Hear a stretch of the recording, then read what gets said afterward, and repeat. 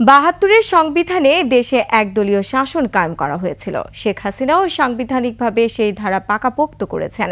তাই শুধু স্বৈরাচারের পতন নয়, গণতন্ত্র প্রতিষ্ঠায় কাঠামোগত পরিবর্তনে রাজনৈতিক দলগুলোকে ঐক্যবদ্ধ হওয়ার কথা বললেন সংবিধান সংস্কার কমিশনের প্রধান ডক্টর আলী রিয়াজ।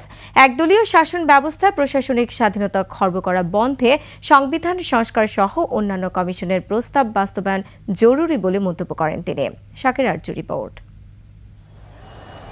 ছাত্র জনতার অভ্যুত্থানের মাধ্যমে গত বছরের ৮ আগস্ট ক্ষমতায় আসা অন্তর্বর্তী সরকার বিভিন্ন ক্ষেত্রে সংস্কার করার ঘোষণা দেয়। সব মিলিয়ে সরকার ১১টি সংস্কার কমিশন গঠন করে। এরই মধ্যে ৪টি কমিশন তাদের প্রতিবেদন দাখিল করেছে।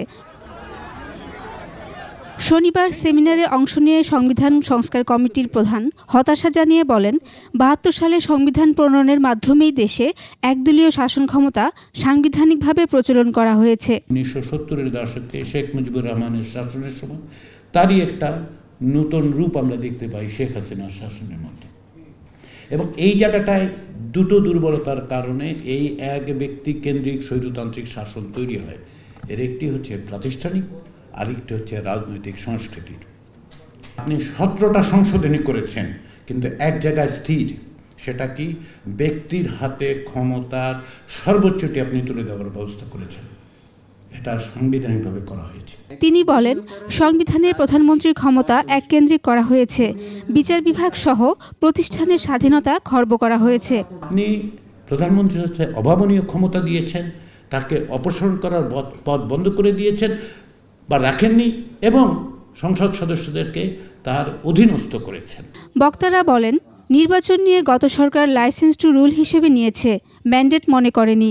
আপনাকে ম্যান্ডেট দেওয়া হয়েছে মাত্র ৫ বছরের জন্য। আপনি আগামী নির্বাচনে, তারপরের নির্বাচনে যারা বিজয়ী হবেন তাদের হাত পা বেঁধে দেওয়ার রাইট তো আপনাকে দেয়া হয় নাই। এটা এই কনস্টিটিউশনই দেয় নাই আপনাকে, তো দেয় নাই, তখন আপনি কি করেছেন? কনস্টিটিউশনটা রিরাইট করেছেন। আন্দোলনের মাধ্যমে ফ্যাসিস্ট নয়, পুরো কাঠামোকে জনগণের স্বার্থে পরিবর্তন করতে হবে বলে মত বক্তাদের। তবে বিভিন্ন সংস্কার কমিশনের প্রস্তাব বাস্তবায়ন নিয়ে আশঙ্কা প্রকাশ করেন বিশিষ্টজনেরা। এই যে সংস্কারগুলো করা হচ্ছে, এই সংস্কারগুলো কি বর্তমান সরকার বাস্তবায়ন করতে পারবে? পারবে না। আমরা যদি সেটা সদিচ্ছা নিয়ে পালন করি তাহলেই জনগণকে সেবা দেওয়া সম্ভব। স্বাধীনতা পেয়ে রক্ষা করাই বড় চ্যালেঞ্জ বলে মনে করেন তারা। শাকের আরজু, ২১ টেলিভিশন, ঢাকা।